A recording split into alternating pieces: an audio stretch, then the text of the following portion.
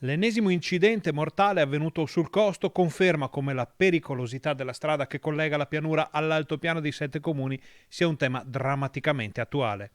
Ogni anno si verificano schianti e cadute con morti e feriti. La strada del Costo è una delle strade più trafficate della nostra provincia, ma anche quella che registra il maggior numero di morti, soprattutto giovani ragazzi che perdono la vita su questo tratto di strada che è conosciuto per le scorribande, per le gare tra moto. Serve attenzione, ma gli amministratori e i politici sono tutti d'accordo. Servono anche controlli serrati nei fine settimana e nei giorni di festa. Nel corso degli anni sono numerosi gli interventi che sono stati fatti, dalle barriere per salvare i motociclisti, quindi con delle barriere apposite sotto i guardrail, sono stati installati dei velox, però oggi c'è bisogno di maggiori controlli. Siamo all'inizio della bella stagione, l'arrivo della primavera e quindi sicuramente ci sarà un intensificarsi del traffico, però c'è veramente bisogno di maggiori controlli.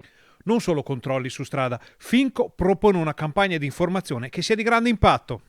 Quindi fare anche una grande campagna di sensibilizzazione, magari proprio lungo la provinciale del Costo, con delle immagini forti, cioè proprio una campagna pubblicitaria per far capire a queste persone che attraversano questa arteria che la vita vale molto di più di una corsa in moto. Ci sono degli esempi in varie parti d'Italia con messaggi forti ma che fanno riflettere